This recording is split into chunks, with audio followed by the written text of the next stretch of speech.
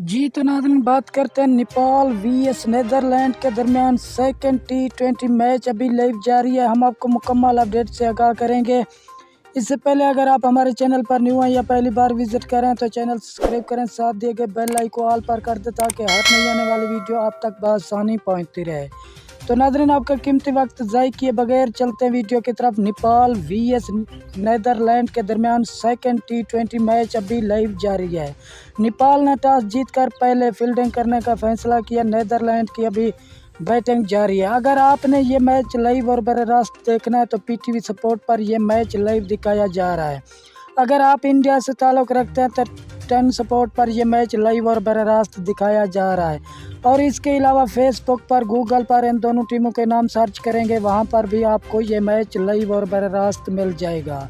और इस चैनल से भी आपको हाईलाइट की सूरत में अपडेट मिलती रहेगी। नाजरीन, अपनी कीमती राय हमारे साथ ज़रूर शेयर करना कि नेपाल जीतेगा।